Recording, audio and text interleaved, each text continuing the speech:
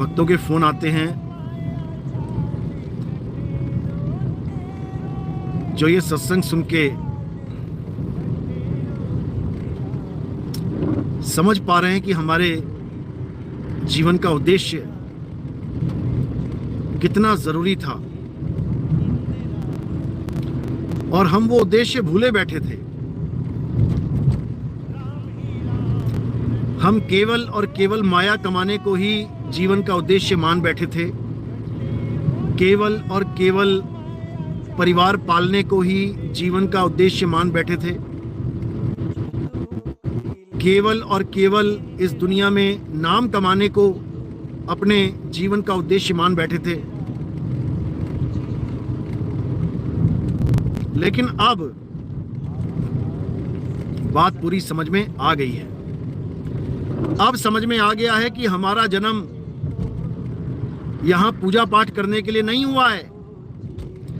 हमारा जन्म वही 5 टाइम की नमाज रोज पढ़ने के लिए नहीं हुआ है। हमारा जन्म गुरुद्वारों में जाके केवल गुरुवाणी सुन के वाहेगुरु वाहेगुरु जपने के लिए नहीं हुआ है। हमारा जन्म ईसाइयों की चर्च में जाके रो रो के प्रेयर करने के लिए नहीं हुआ है। हमारा जन्म इन 52 अक्षरों को जपने के लिए नहीं हुआ है। हमारा जन्म किस लिए हुआ है? इस इंसान चोले में हमें किस लिए भेजा है? केवल और केवल आत्म ज्ञान प्राप्त करने के लिए। इसके अलावा और कुछ नहीं करना है, कुछ भी नहीं। इसके अलावा अगर आप कुछ करते हो तो समझ लो कि आप दोबारा से बंधन में आने की तैयारी कर रहे हो। गलती से भी आत्मज्ञान के अलावा और किसी तरफ भी ध्यान नहीं देना है, गलती से भी। क्योंकि दुनियावी गलती करोगे तो समझ में आता है कोई बात नहीं, सुधार हो जाएगी। कहीं बिजनेस में चूक हो गई, 1 लाख 2 लाख 5 लाख 10 लाख करोड़ 2 करोड़ का नुकसान हो गया, कोई बात नहीं, भर जाएगा, दोबारा कमा सकते हो। किसी के साथ कोई रिश्तों में चूक हो गई, कोई रिश्ता टूट गया, कोई बात नहीं, दोबारा से उसको प्रेम के धागे से जोड़ सकते हो। किसी से गलती हो गई, उसको माफ भी कर सकते हो। लेकिन अगर इस जन्म में इस बात में अगर चूक हो गई कि मुझे करना क्या है, आखिर भक्ति, सत भक्ति होती क्या है, अगर ये जानने में चूक हो गई तो मेरे भाई 84 लाख जन्म के बाद ये गलती में सुधार कर पाओगे। ये जन्म वापस 84 भुगतने के बाद आएगा, हालत खराब हो जाएगी। इसलिए अपने जीवन का उद्देश्य जानो। क्या उद्देश्य है? हमारे जीवन का उद्देश्य है आत्म ज्ञान प्राप्त करना, आत्मज्ञान। क्योंकि जब तक आत्मज्ञान प्राप्त नहीं हुआ, भूल जाओ कि किसी का भी कल्याण हो पाएगा, किसी का नहीं हो सकता, ना गुरु का ना चेले का। आजकल गुरु मंत्र देने में लगे पड़े हैं, ये मंत्र जप लो, वो मंत्र जप लो। हिंदू है तो राधे राधे कर लो, मुसलमान है, सिख है तो वाहिगुरु वाहिगुरु कर लो। इसी में उलझे पड़े हैं सारे।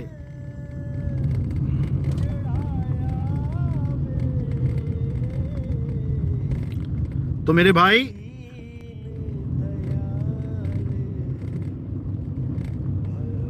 अच्छे से समझ लो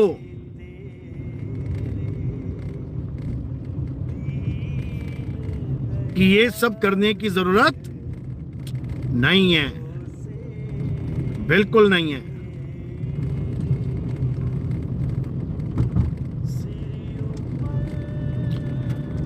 बल्कि करना क्या है, इन मंत्रों को जप के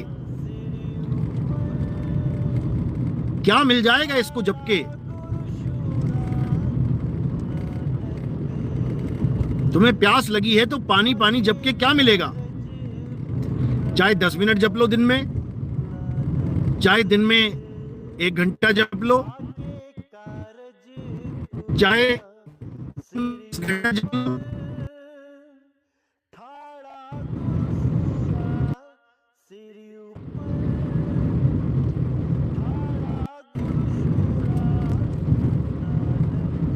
लेकिन किसी से ये छूट नहीं रहे हैं। सब यही मान के बैठे कि इसी से मुक्ति होगी, इसी से बात बनेगी, इसी से काम चलेगा। तो मेरे भाई, ये कोरा अज्ञान है। गलती से भी इन 52 के चक्कर में मत पड़ जाना, मत पड़ जाना, मत पड़ जाना। हालत खराब हो जाएगी। साहिब समझा रहे हैं, 52 के जंजाल में फंस गया ये संसार, और सिमरन 52 का करे कैसे लागे पार। याद परमात्मा को करना था और 52 को याद करता है सुबह से लेके शाम तक। राधे राधे राधे, राम राम, अल्लाह अल्लाह, वाहेगुरु वाहेगुरु वाहेगुरु। किसको याद कर रहा है? 52 अक्षरों को किससे दिल लगा बैठा है? 52 अक्षरों से किसकी भक्ति चल रही है? 52 अक्षरों की। और कबीर साहब क्या समझाते हैं गुरु ग्रंथ साहब में? 52 अक्षर लोक त्रय, सब कुछ इन्हीं महीं, ये आखर खिर जाएंगे और वो आखर इनमें नहीं। मना कर रहे हैं कबीर साहब। ये इंसान जन्म तुम्हें 52 रटने के लिए नहीं मिला कि तुम 52 अक्षर रट के चले जाओ वापस। हो गया तुम्हारे जीवन का उद्देश्य पूरा। हिंदुस्तान में पैदा हो गए तो हिंदी के 52 अक्षर रट लिए, इंग्लिश में पैदा हो गए अंग्रेजों के पास तो अंग्रेजी में 52 अक्षर रट लिए, अरब में पैदा हो गए तो 5 टाइम की नमाजें रट ली, आ गए तो गुरु ग्रंथ साहब रटने लग गए, बाणियां रटने लगे, गा गा के मंत्र जपने लग गए, वाहेगुरु वाहेगुरु वाहेगुरु करने लग गए। ये सब 52 अक्षर हैं भाई, 52 अक्षर हैं। कबीर साहब गुरु ग्रंथ साहब में समझा रहे हैं फिर से, 52 अक्षर जोरे आन और सक्या ना अक्षर एक पहचान। हमारा जन्म केवल और केवल उस एक अक्षर को पहचानने के लिए हुआ है। उस एक अक्षर को पहचानना है और दूसरे अक्षर को त्यागना है कि आत्मा को तो यानी परमात्मा को तो चुंबक जानो, और चुंबक के पास लोहे के कुछ कण हो तो वो हिलने डुलने लग जाते हैं। भाई वो हिलने डुलने इसलिए लगते हैं क्योंकि जिस तरफ चुंबक है उसी तरफ वो खींचेगी। लेकिन ये बाबा अज्ञानतावश ये समझ बैठा है कि भगवान कण कण में है, यानी चुंबक कण कण में लगी हुई है।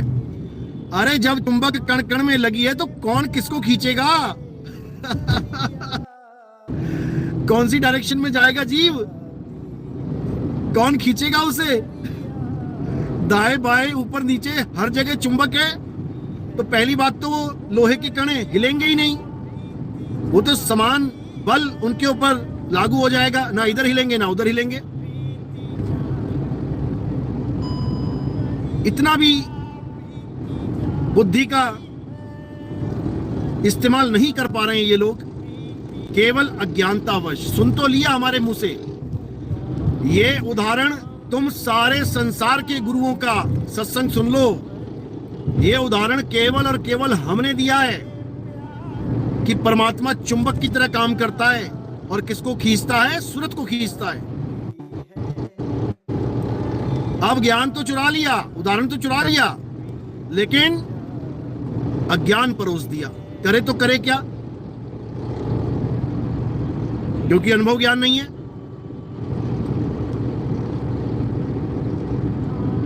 इतना बुरा हाल है, इतना बुरा हाल है।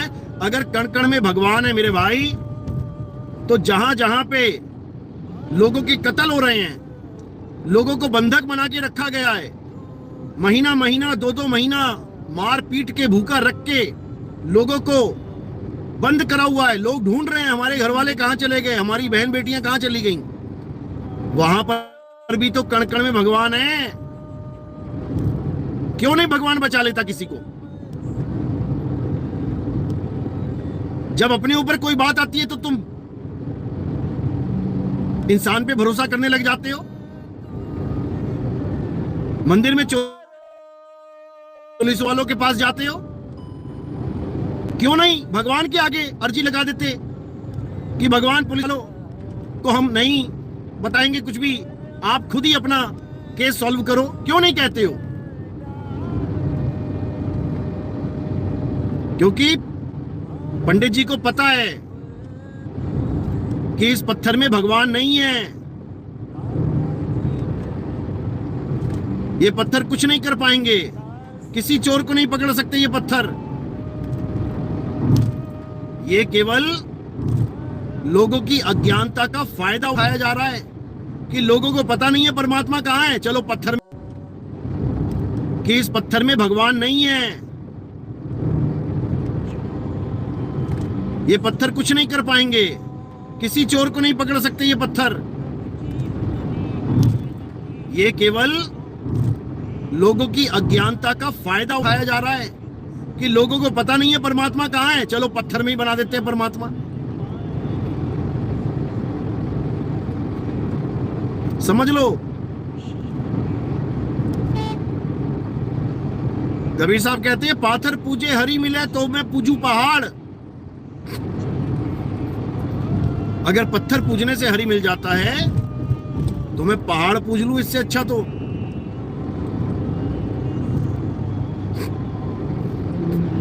लेकिन संतों की बात समझ में नहीं आती। जब जीवन निकल जाता है तब समझ में आता है कि क्या भारी गलती कर दी हमने। तब समझ में आता है कि संत क्या बताते चले गए और हम क्या करते रह गए। ये तब समझ में आता है। तो इसलिए मेरे भाई, अभी मौका है, सत्य को जान लो, सत्य को परख लो। ये बार बार मौके नहीं मिलेंगे कि तुम कहो बार बार मौके मिलेंगे, नहीं मिलेंगे। ये 84 में सीधा ट्रांसफर हो जाएगा।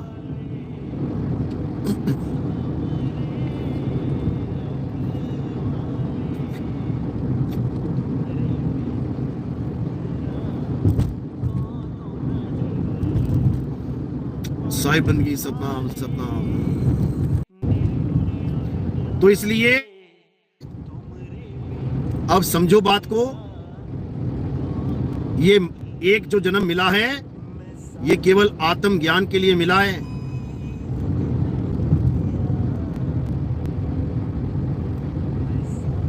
समझ लो।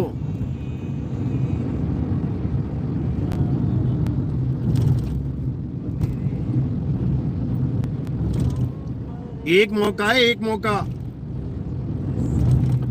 अगर ये चूक गए तो समझ लो काम खत्म हो गया। अब ये तुम्हारा मकान, दुकान, हाथी, घोड़ा, पालकी, ये सब यहीं धरे के धरे रह जाएंगे। और तुम जंगल में कहीं, किसी गुफा में, किसी झाड़ियों में, किसी पेड़ पे लटके घोंसले में अंडा बन के आ जाओगे। उसके बाद अंडा फूटेगा, तुम बाहर निकलोगे, पता लगा ऊपर बाज मंडरा रहा है, उठा के ले गया, तो फिर तुम्हारा कत्ल हो जाएगा। बिना उड़े ही उड़ जाओगे। उड़ना भी नसीब नहीं होगा। इतना खतरनाक खेल है ये, इतना खतरनाक। लेकिन हम लोगों ने इसको मजाक में ले लिया है। किसने देखा? कई लोग कहते हैं, अरे किसने देखा? अरे तुम्हें दिखाने के लिए तो इतने बड़े बड़े टीवी चैनल दिन रात देखो कैसे शेर पकड़ पकड़ के खा रहा है, जिंदा चबा रहा है, देखो ना। क्यों नहीं देखते? क्योंकि तुम्हें लग रहा है कि ये हमारे साथ नहीं होगा, तुम्हें लग रहा है कि ये उन्हीं के साथ चबा रहा है, देखो ना। क्यों नहीं देखते? क्योंकि तुम्हें लग रहा है कि ये हमारे साथ नहीं होगा, तुम्हें लग रहा है कि ये उन्हीं के साथ लिखा हुआ है, हमारे साथ कुछ ऐसा नहीं लिखा हुआ है। मेरे भाई, ये सबके साथ होगा, सबके साथ, समझ लो। In 500 meters, slight left. सबके साथ होना है ये। तो साहिब कह रहे हैं, जो तू चाहे मुक्ति को Take the next left. तो छोड़ सकल की आस, और मेरे जैसा हो रहे सब सुख। जो तुम्हें पत्थर पुजवा रहे हैं, जो तुम्हें नदियों में नहलवा रहे हैं, जो तुम्हें मंत्रों में उलझा रहे हैं, जो तुम्हें हवन यज्ञ करवा रहे हैं, इन सब से तुम्हारा पीछा छूट जाएगा। इन सबके ज्ञान का स्तर तुम्हें समझ में आ जाएगा अगर तुमने गीता अध्याय 2 अच्छे से पढ़ लिया। क्योंकि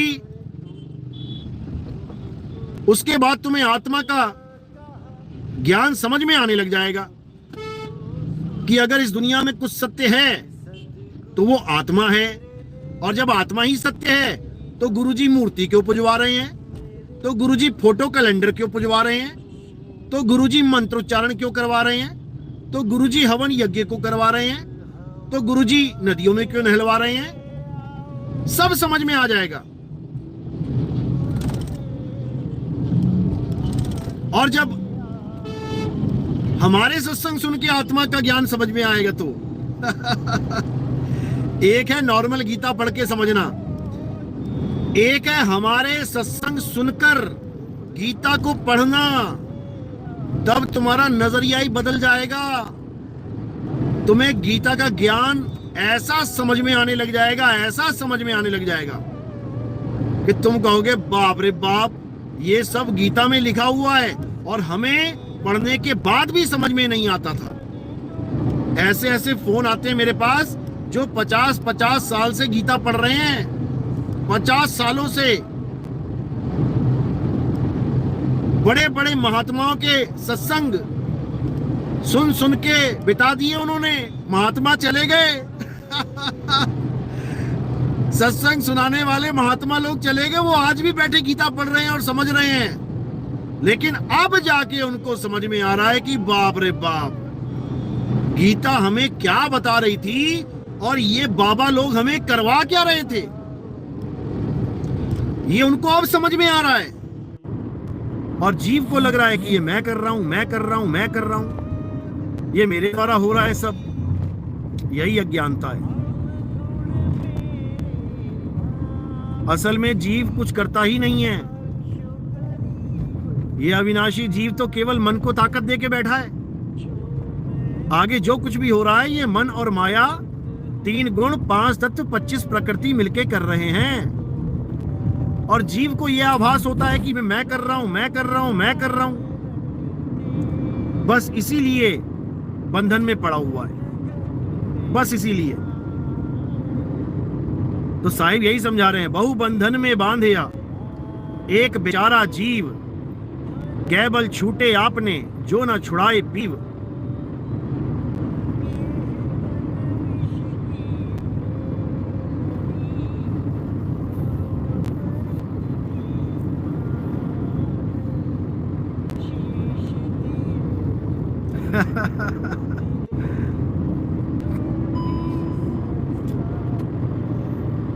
संतों का काम सत्संग करना है। सत्संग यानी जीवों को सत्य के बारे में बता के उस सत्य के साथ संग करवा देना, इसी का नाम सत्संग है। राम जी की कहानियां, श्याम जी की कहानियां, हनुमान जी की कहानियां सुनाना सत्संग नहीं होता। वो कथा है, कथा, राम जन्म कथा, सुंदरकांड कथा, ये कथा, वो कथा। कथाएं सुनना सत्संग नहीं कहलाता। सत्संग क्या है? जब तुम सत्य को जान लो और उसका संग कर लो, वही सत्संग है। तो सत्य केवल एक है और सत्संग भी केवल एक है।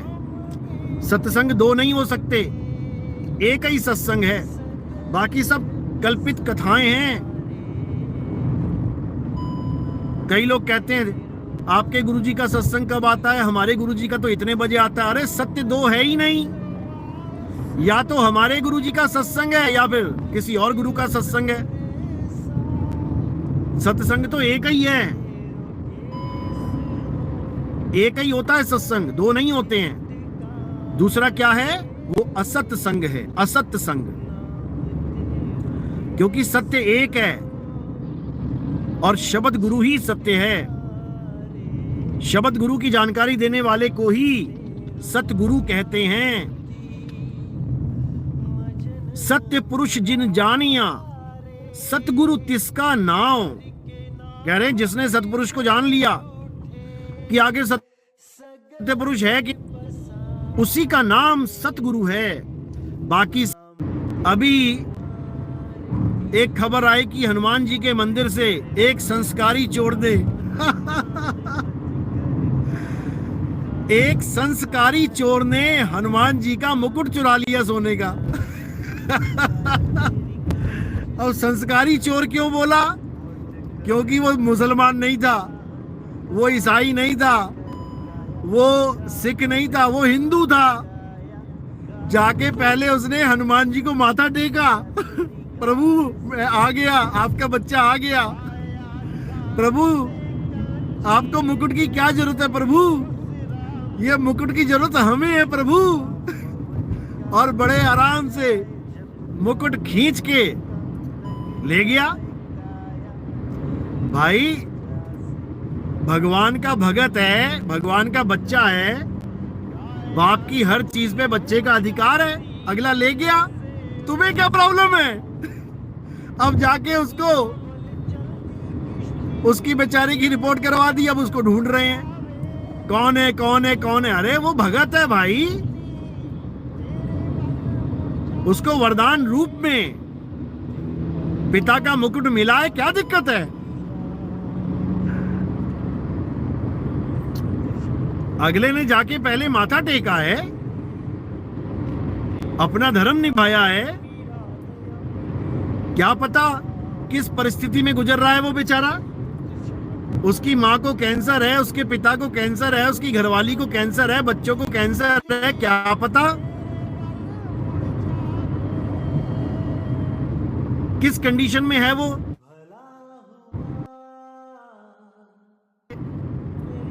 सीधे उनका मुकुट ही मांग लिया। कमाल है, कमाल है, कमाल है। मुझे तो ये समझ में नहीं आता, लोग कहते हैं भगवान से जो मांगो मिल जाएगा। मुझे एक आदमी बता दे कि मैं मंदिर गया था भगवान से मांगने और कोई चीज लेके आया। मैं लाख रुपए मांगने गया था और लाख रुपए लेके आया। अरे तुम जाके लेके नहीं, दे के आते हो। लेने नहीं, देने पड़ते हैं, इसीलिए कहते हैं लेने के देने पड़ गए। लेने के देने वाला मुहावरा तुमने जानना है कि वो कहाँ सिद्ध होता है, तो मंदिर चले जाना कुछ मांगने। कुछ भी मांगने चले जाना मंदिर में, और तब तुम्हें पता लगेगा कि लेने के देने पड़ गए।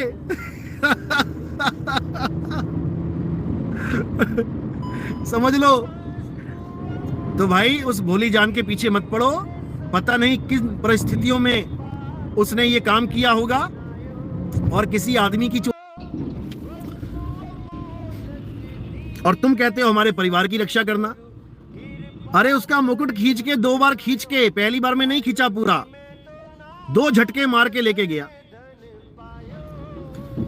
वो किसके परिवार की रक्षा करेंगे? परिवार की रक्षा आत्मदेव करते हैं। पिता कर रहा है परिवार की रक्षा भोजन दे के, पिता कर रहा है परिवार की रक्षा सिक्योरिटी दे के, मां कर रही है परिवार की रक्षा बच्चों को पाल के। कोई भगवान नहीं कर रहा है। अरे भगवान के मंदिर में तो 2.5 क्विंटल रेता जम जाए अगर आत्मा वहां जाके साफ सफाई ना करे। जो रोज झाड़ू लग रहा है मंदिरों में, मस्जिदों में, गुरुद्वारों में, चर्च में, ये आत्मा की वजह से लग रहा है। ये कोई भगवान नहीं झाड़ू लगा रहा आके।